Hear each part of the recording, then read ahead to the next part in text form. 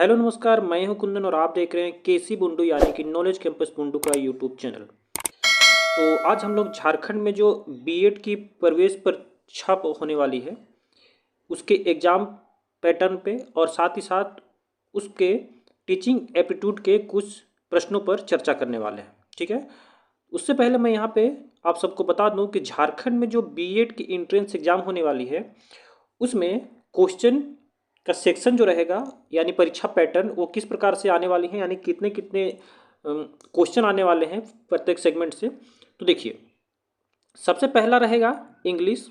ठीक है, English language से आएंगे आपके 15 क्वेश्चन। उसके बाद हिंदी, हिंदी से भी आएंगे 15 क्वेश्चन। ठीक है, और उसके बाद रहेगा टीचिंग एप्टीट्यूड, जिसका कि प्रश्न अभी हम लोग चर्चा करेंगे किस प्रकार से प्रश्न आ सकते हैं। इसका रहेगा 40 क्वेश्चन। ठीक है, और फिर रहेगा रीजनिंग के क्वेश्चन जो 30 नंबर के रहेंगे, यानी कुल मिलाकर जो है आपके 100 मार्क्स के यानी 100 क्वेश्चन आपके अटेम्प्ट करने हैं। ठीक है, तो इसी के रिगार्डिंग मैं यहाँ पे कुछ प्रश्नों को लेकर आया हूँ जो कि आपके टीचिंग एप्टीट्यूड के से संबंधित है। ठीक है, तो आइए शुरू करते हैं। देखिए, झारखंड बीएड प्रवेश परीक्षा और यहाँ पे जो है शिक्षण अभियोग्यता यानी कि टीचिंग एप्टीट्यूड के कुछ प्रश्नों को हम लोग यहाँ पे देखेंगे कि आपको एग्जाम में किस प्रकार के प्रश्नों से सामना करना पड़ सकता है। ठीक है, तो चलिए पहला प्रश्न देखते हैं। पहला प्रश्न है, गर्भ में बालक को विकसित होने में कितना समय लगता है। ठीक है, आप लोग को ये क्वेश्चन जो है ज़्यादा हार्ड नहीं लगेगा क्योंकि आप लोग रूबरू होंगे अपने आसपास के समाज से। ठीक है, तो गर्भ में बालक को विकसित होने में कितना समय लगता है, आपके ऑप्शन है 150 दिन, 280 दिन, 390 दिन या फिर 460 दिन। ठीक है, तो आपको जनरली मालूम होगा कि गर्भ में जो बालक पलता है वो जनरली 9 माह में उनका जन्म हो जाता है। ठीक है, 9 माह तक गर्भ रहता है, उसके बाद फिर उनका जन्म हो जाता है। तो जनरली जो है एक महीना में 30 दिन होते हैं, एक महीना में 30 दिन होते हैं। तो हमको अगर इसको मल्टीप्लाई कर देंगे 13 × 9 से तो कितना हो जाएगा, 270 हो जाएगा, यानी कि लगभग में आपका आंसर जो है यहाँ पे 280 दिन हो जाएगा। ठीक है, तो इस तरीके से आपका प्रश्न रह सकता है क्योंकि आपको जो है बीएड में बालकों के ऊपर ही केंद्रित प्रश्न आने वाले हैं। ठीक है, चलिए बढ़ते अगले क्वेश्चन की ओर। अगला प्रश्न है दूसरा नंबर, नवजात शिशु का भार कितना होता है। ठीक है, और यहाँ पे देखिए केजी में यानी कि किलोग्राम में ना देकर पाउंड में दिया हुआ है।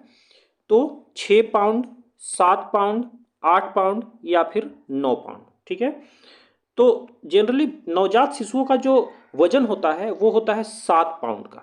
ठीक है, 7 पाउंड का यानी कि लगभग जो है 3.175 केजी होता है। ठीक है, हो सकता है कि ये केजी में भी पूछ ले। ठीक है, चलिए बढ़ते हैं आगे।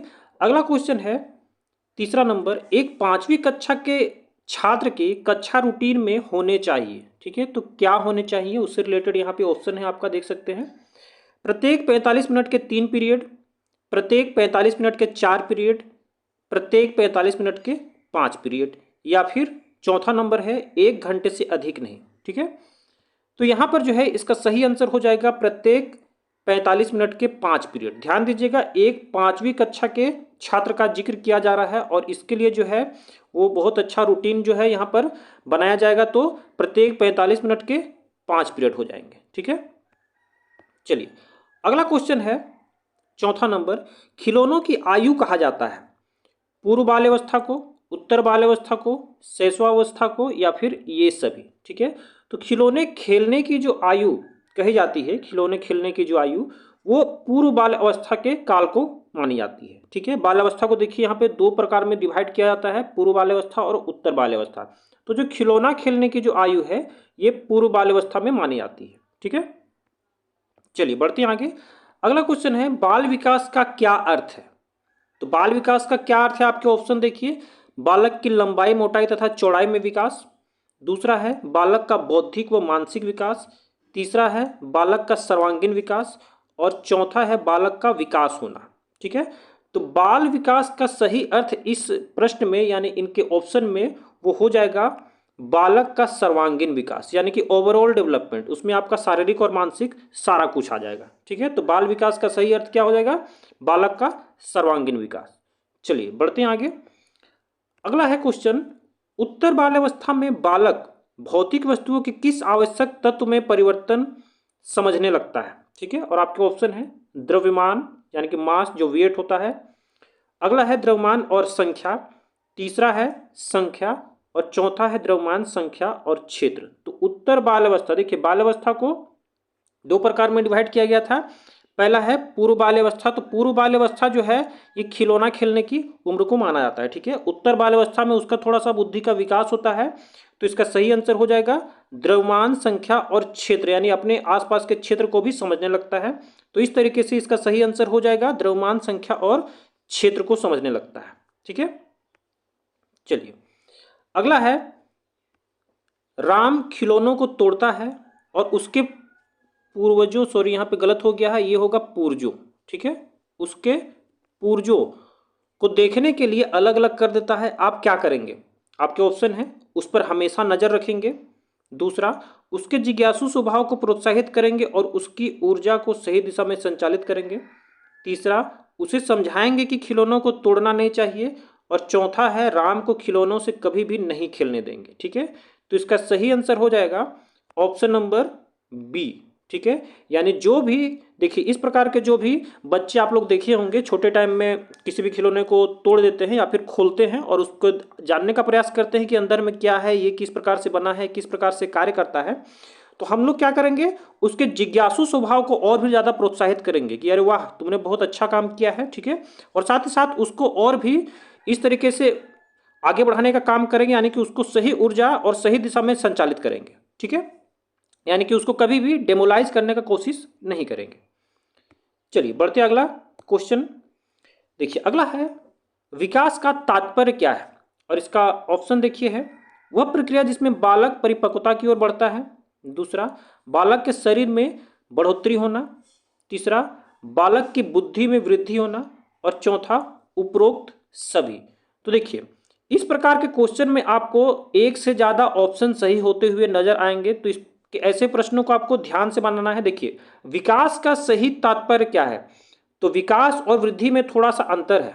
ठीक ना, विकास का सही तात्पर्य क्या है, तो इसका सही तात्पर्य है वह प्रक्रिया जिसमें बालक परिपक्वता की ओर बढ़ता है, यानी कि उसका मानसिक डेवलपमेंट होता है, यानी कि मानसिक और बौद्धिक, जिसको कि हम लोग यहाँ पे कहा जाता है मेच्योरनेस की ओर बढ़ना। ठीक है, तो यानी कि मेच्योर होना, तो वह बालक जिसमें बालक वह प्रक्रिया जिसमें बालक परिपक्वता की ओर बढ़ता है क्या कहलाता है? विकास कहलाता है। ठीक है, चलिए अगला देखते हैं 9वां नंबर। 6 से 10 वर्ष की अवस्था में बालक रुचि लेना प्रारंभ करते हैं।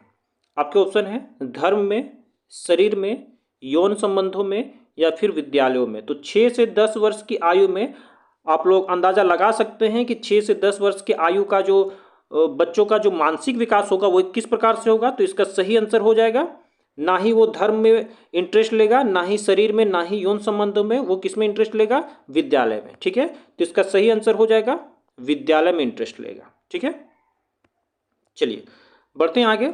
अगला है विकास के किस काल को अत्यधिक दाब और तनाव का काल कहा गया है। ठीक है, आपके ऑप्शन है किशोरावस्था, मध्यावस्था, प्रौढ़ावस्था या फिर वृद्धावस्था। तो देखिए विकास के किस काल को अत्यधिक दबाव यानी कि सब बहुत ज़्यादा प्रेशराइज और बहुत ज़्यादा टेंशन वाला काल जो है वो किस काल को माना गया है? तो ये किशोरावस्था को माना गया है, एडोलसेंस को माना गया है। ठीक है, चलिए बढ़ते हैं अगले क्वेश्चन की ओर। देखिए अगला क्वेश्चन है मानव व्यक्तित्व परिणाम है, यानी कि मानव व्यक्तित्व किसका परिणाम है? ठीक है, केवल आनुवंशिकता का, दूसरा पालन पोषण और शिक्षा का, तीसरा आनुवंशिकता और वातावरण की अंतःक्रिया का, और चौथा केवल वातावरण का। ठीक है, तो मानव का जो व्यक्तित्व होता है, जो पर्सनैलिटी होता है, वो किसका परिणाम होता है? तो वो ऑप्शन नंबर सी यहाँ पर सही हो जाएगा, आनुवंशिकता, यानी कि उसको अपने बुजुर्गों से जो प्राप्त होता है। ठीक है, वो एक्सपीरियंस कह ले, और उसके जो वो जो अपने आसपास के वातावरण में देखता है, देखकर सीखता है। ठीक है, तो इस प्रकार से इसका ऑप्शन नंबर सी हो जाएगा, यानी आनुवंशिकता और वातावरण की अंतःक्रिया दोनों से ही जो है उसका व्यक्तित्व निखरता है, यानी कि उसका पर्सनैलिटी डेवलपमेंट होता है। ठीक है, चलिए बढ़ते अगले क्वेश्चन की ओर। अगला क्वेश्चन है बच्चों की सीखने की प्रक्रिया में माता पिता, और यहाँ पे देखिए खाली स्थान है। ठीक है, बच्चों की सीखने में प्रक्रिया माता पिता की भूमिका होनी चाहिए, ठीक है। आपके ऑप्शन है नकारात्मक, अग्रोन्मुखी, सहानुभूति या फिर तटस्थ, ठीक है।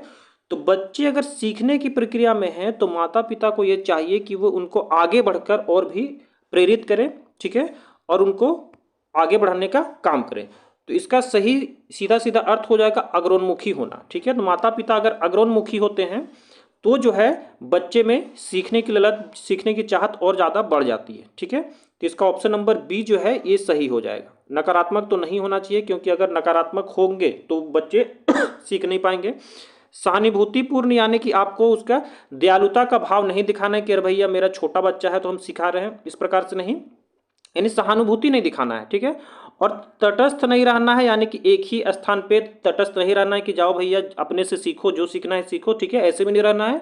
तो क्या करना है, अग्रोन्मुखी बनना है, ठीक है। माता पिता यानी गार्जियन को अग्रोन्मुखी बनना है। चलिए बढ़ते अगले क्वेश्चन की ओर। अगला क्वेश्चन है सीबीएसई द्वारा प्रस्तावित समूह परियोजना गतिविधि, और यहाँ पे डैश है, का एक सशक्त साधन है। आपके ऑप्शन है रोजमर्रा के शिक्षण से होने वाले तनाव को दूर करने, दूसरा है अनेकता में एकता की संकल्पना का प्रचार प्रसार करने, तीसरा है सामाजिक भागीदारिता को सुगम बनाने, और चौथा है शिक्षकों के भार को हल्का करने, ठीक है। तो देखिए सीबीएसई द्वारा प्रस्तावित समूह परियोजना यानी कि समूह में काम करने की गतिविधि, जो एक्टिविटी वो लोग कराते हैं, उसका सीधा सीधा अर्थ ये है कि सामाजिक भागीदारिता को बच्चों में विकास आए, यानी कि सामाजिक भागीदारिता को सुगम बनाने हेतु, ठीक है। यानी कि समाज में भी वे अपने भागीदार होकर, यानी कि आगे जो है अपने समूह के द्वारा ही, यानी कि ग्रुप के माध्यम से जो है वो किसी भी बड़े से बड़े प्रॉब्लम को सॉल्व कर ले, ठीक है। तो इसका सीधा सीधा आंसर क्या हो जाएगा, सामाजिक भागीदारिता को सुगम बनाने हेतु। चलिए बढ़ते अगले क्वेश्चन की ओर। अगला क्वेश्चन है नर्सरी कक्षा में शुरुआत करने के लिए कौन सी विषय वस्तु सबसे अच्छी है। तो देखिए नर्सरी क्लास में ही बच्चे लोग क्या करते हैं, एडमिशन लेते हैं, तो वो जस्ट कहाँ से आए हुए रहते हैं, परिवार से आए हुए रहते हैं, ठीक है। उनको ना मित्र के बारे में यानी कि फ्रेंड के बारे में मालूम होता है, ना ही उनको आस पड़ोस के बारे में मालूम रहता है। आस पड़ोस के बारे में मालूम रहेगा लेकिन ज़्यादा कुछ मालूम नहीं रहेगा। सबसे ज़्यादा टाइम तो वे लोग अपने फैमिली के साथ ही, अपने परिवार के साथ ही बिताएंगे। और विद्यालय में तो अभी अभी जस्ट वो आए हैं तो विद्यालय के बारे में ज़्यादा मालूम नहीं रहेगा। तो क्वेश्चन में ये कहा जा रहा है कि नर्सरी कक्षा में शुरुआत करने के लिए कौन सी विषय वस्तु सबसे अच्छी है, यानी कि सबसे पहले देखिए आप लोग जानते होंगे कि हम लोग जब भी क्लास शुरू करते हैं तो सबसे पहले ये जानने का प्रयास करते हैं कि बच्चों को क्या आता है, ठीक है ना। बच्चों को क्या आता है यानी कि उसके माध्यम से ही हम लोग उस शिक्षा को और आगे बढ़ाने का काम करते हैं, ठीक है। तो बच्चा जो है सबसे पहले फैमिली से होकर ही आता है, तो इसलिए हम क्या करेंगे कि सबसे पहले मेरा परिवार नाम का कोई भी विषय वस्तु जो रहेगा, यानी कि फैमिली के ऊपर ही हम कोई बेस्ट कहानी या फिर किसी भी शिक्षा के माध्यम को यहाँ पे स्टार्ट करने का काम करेंगे, ठीक है। चलिए बढ़ते हैं आगे। अगला प्रश्न है शिक्षा के संदर्भ में समाजीकरण से क्या तात्पर्य है।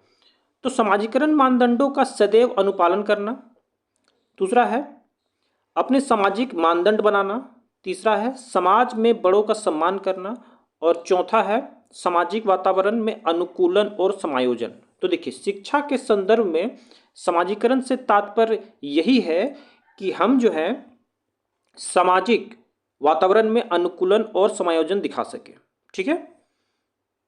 चलिए बढ़ते अगले क्वेश्चन की ओर। अगला क्वेश्चन है विद्यार्थियों को विद्यालय में खेलना क्यों उचित है, यानी कि विद्यार्थियों जो है उनको पीटी जो है क्लास क्यों होनी चाहिए।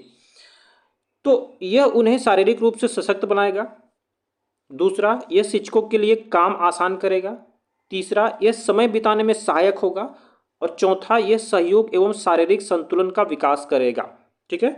तो देखिए यहाँ पे जो है आपका ऑप्शन नंबर पहला भी हो सकता है, लेकिन यहाँ पे ऑप्शन नंबर डी भी दिया हुआ है, ठीक है। अब देखिए ऑप्शन नंबर 1 और ऑप्शन नंबर डी क्या है। तो ऑप्शन नंबर 1 में सिर्फ कहा जा रहा है कि उन्हें शारीरिक रूप से सशक्त बनाएगा, यानी कि शरीर जो है गठीला बनाएगा, एकदम चुस्त दुरुस्त रखेगा, ठीक है। और ऑप्शन नंबर डी में कहा जा रहा है कि वे सहयोग एवं शारीरिक संतुलन का विकास करेंगे, यानी सहयोग। अब यहाँ पे क्या आ जा रहा है, तो देखिए जब बच्चे खेलेंगे तो बच्चों में सहयोग की भावना बढ़ेगी। अगर वे लोग ग्रुपिंग में खेलते हैं तो एक बच्चा दूसरे का सपोर्ट करके ही अपना टीम को जिता सकता है, ठीक है। तो इस तरीके से उनमें सहयोग की भावना आएगी और शारीरिक संतुलन का विकास तो हो ही जाएगा, ठीक है। तो इस तरीके से यहाँ पे ऑप्शन नंबर डी जो है ये सही हो जाएगा, ठीक है। चलिए बढ़ते अगले क्वेश्चन की ओर। अगला क्वेश्चन है, एक बच्चा प्रायः अपने सहपाठियों के साथ झगड़ता है, आप क्या करेंगे? यानी कि आप एक टीचर हैं तो टीचर के नाते आप क्या करेंगे?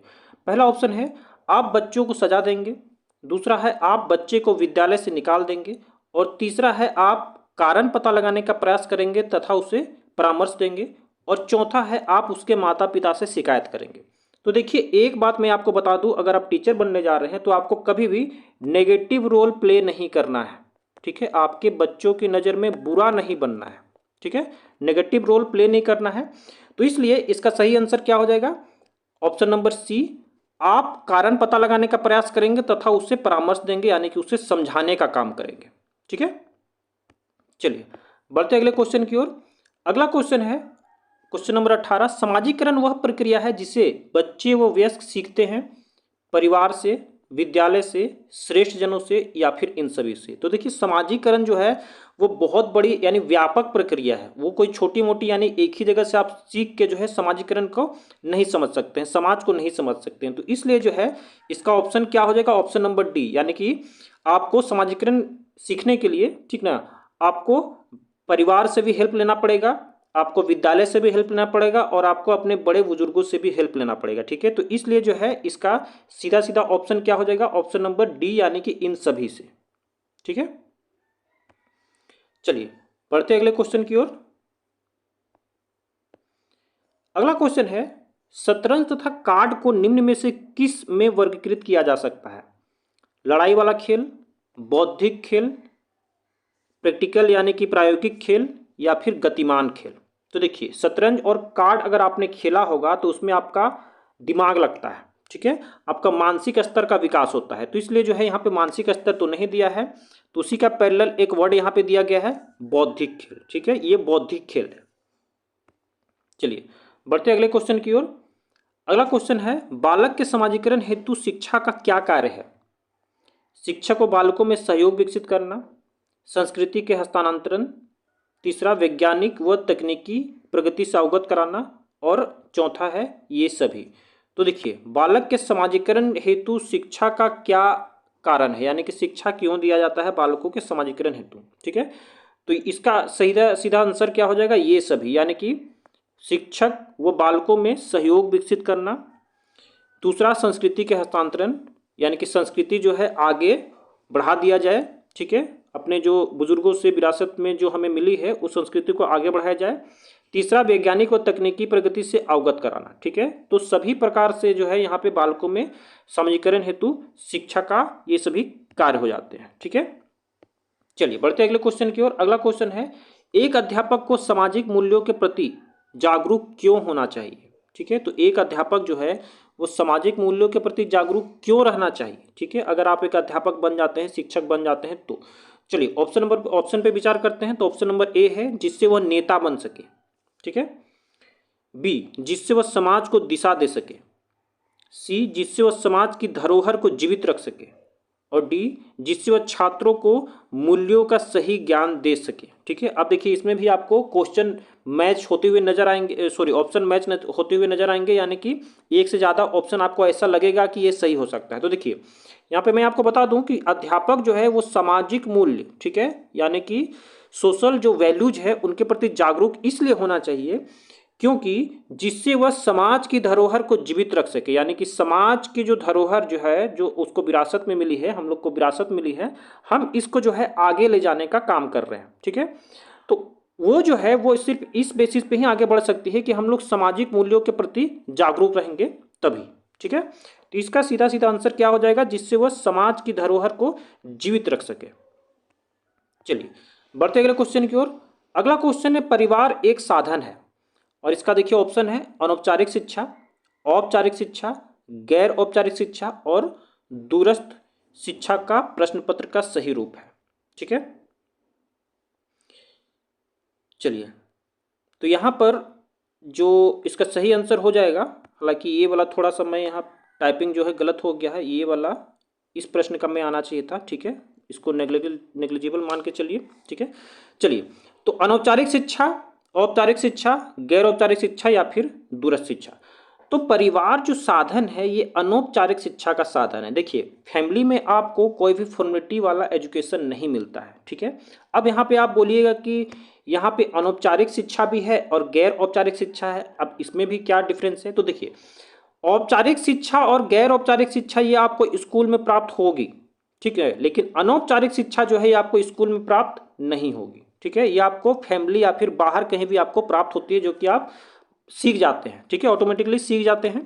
तो इस प्रकार से यहाँ पे फैमिली का जिक्र किया जा रहा है, तो फैमिली में क्या हो जाएगा, अनौपचारिक शिक्षा हो जाएगा, ठीक है, यानी कि इनफॉर्मल।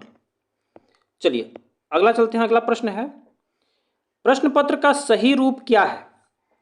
देखिए आपके ऑप्शन है, पहले आसान और बाद में कठिन प्रश्न, दूसरा है कठिन और आसान का अनुपात बराबर होना चाहिए, तीसरा है प्रश्न पत्र ऐसा हो कि सभी बालक पास हो जाएं, और चौथा आसान और कठिन बारी बारी से, ठीक है। तो देखिए जब भी आप टीचर बनेंगे आपको प्रश्न पत्र सेट करने का मौका दिया जाएगा, सेट करने का मौका मिलेगा। तो जो है आपको सेट कैसे करने हैं, तो पहले आसान और बाद में कठिन प्रश्न सेट करना है, ठीक है। तो प्रश्न पत्र का सही रूप यही है कि पहले आसान और बाद में कठिन प्रश्न देना। चलिए बढ़ते अगले क्वेश्चन की ओर। अगला है 24 नंबर, कक्षा में विद्यार्थियों की रुचि बनाए रखने के लिए एक शिक्षक को उचित है श्याम पट्ट का प्रयोग करना, चर्चा करना, कहानी कहना या फिर प्रश्न पूछना। तो देखिए ऐसे प्रश्नों में आप जरा सा अंदाजा लगा के इन प्रश्नों को सही बना सकते हैं। देखिए विद्यार्थियों में रुचि बनाए रखने के लिए, यानी कि विद्यार्थी जो है वो क्लास की ओर ध्यान दे, ठीक ना। तो अगर आप श्याम पट्ट का प्रयोग करेंगे तो भी हो सकता है, चर्चा करेंगे तो भी हो सकता है, कहानी कहेंगे तो भी हो सकता है, और प्रश्न पूछेंगे तो भी हो सकता है। लेकिन जरा सा ध्यान दीजिए कि अगर आप श्याम पट्ट का प्रयोग करेंगे, यानी कि आपका पीठ जो है वो बच्चों की ओर होगा, तो थोड़ा सा वे क्या करेंगे, रुचि उनका हट सकता है। चर्चा अगर आप करने का प्रयास करेंगे, तो चर्चा करने का प्रयास करेंगे तो आप मौका देंगे बालकों को, तो ऐसे में बालक जो है थोड़ा सा, अगर आप किसी भी प्रॉपर बालक से चर्चा कर रहे हैं, आप देखिए चर्चा तो जो किया जाएगा, डिस्कस किया जाएगा, पूरे क्लास से डिस्कस किया जाएगा, ठीक है। तो कोई बालक जो है चुप रह सकता है, ठीक है। अगला है कहानी कहना। अगर आप कहानी के माध्यम से बताना चाह रहे हैं तो ये जो है कक्षा के लिए बार बार आप कहानी नहीं सुना सकते हैं, ठीक है। तो देखिए अगर आप प्रश्न पूछते हैं, ध्यान दीजिएगा मैं जो यहाँ पे बताना चाह रहा हूं, अगर आप प्रश्न पूछते हैं जो है, तो बालकों में एक रुचि बनता है, उनको सबसे पहले तो एक डर आ जाएगा। एक डर इस प्रकार से आएगा कि अरे बाबा अब मेरा नंबर भी आएगा, ठीक है। तो मेरा नंबर भी आएगा, तो उसके हिसाब से उसमें थोड़ी सी डर की भावना आएगी, और रुचि इस तरीके से बनेगी कि अच्छा अगला से क्या पूछा जा रहा है। तो आप अपने प्रश्नों को रोचक बनाइए, ठीक है, रोचक इस प्रकार से बनाइए कि बच्चों को उसका आंसर देने में मजा आए, ठीक है। तो इसलिए इसका सीधा सीधा आंसर क्या हो जाएगा, प्रश्न पूछकर, ठीक है। यानी कि कक्षा में विद्यार्थियों की रुचि बनाए रखने के लिए शिक्षक को क्या करना चाहिए, क्या उचित है, तो प्रश्न पूछना चाहिए, ठीक है। चलिए बढ़ते अगले क्वेश्चन की ओर। अगला क्वेश्चन है, प्रश्नों के कई प्रकार होते हैं, पौधे एवं जानवरों में 4 अंतर बताइए। यह प्रश्न किस प्रकार के प्रश्न का उदाहरण है, ठीक है। लघु उत्तरीय प्रश्न, वस्तुनिष्ठ प्रश्न, अति लघु उत्तरीय प्रश्न, या फिर इनमें से कोई नहीं। तो देखिए यहां पे पौधों, ठीक है, पौधा एवं जानवर में 4 अंतर बताने के लिए कहा जा रहा है। तो 4 अंतर अगर बताने के लिए कहा जा रहा है तो ये वस्तुनिष्ठ प्रश्न तो नहीं हो सकता है, यानी कि ऑब्जेक्टिव प्रश्न तो नहीं हो सकता है, क्योंकि 4 अंतर जो है वह आप ऑप्शन में नहीं दे सकते हैं, ठीक है। और दूसरा यहाँ पे जो है अति लघु उत्तरीय प्रश्न, ये नहीं हो सकता है, क्योंकि अति लघु उत्तरीय प्रश्न सिर्फ और सिर्फ उसका जवाब जो है वो एक वर्ड में होता है। तो यहाँ पे 4 अंतर कोई कैसे बता पाएगा, ठीक है। तो इसलिए इसका सही आंसर क्या हो जाएगा, लघु उत्तरीय प्रश्न। ये जो है लघु उत्तरीय प्रश्न का एक उदाहरण है, ठीक है। तो इस तरीके से इसका सही आंसर क्या हो जाएगा, लघु उत्तरीय प्रश्न, ठीक है। चलिए आज के लिए इतना ही प्रश्न ला पाया था आप सभी के लिए। आशा करता हूं कि आपको प्रश्न का पैटर्न जानने में सुविधा मिली होगी कि किस प्रकार के प्रश्नों से आपका पाला पड़ सकता है, ठीक है। अगर आप हमारे चैनल पर नए हैं तो प्लीज चैनल को सब्सक्राइब और वीडियो को लाइक और शेयर अवश्य कर दें, इसी प्रकार के वीडियोज पाने के लिए।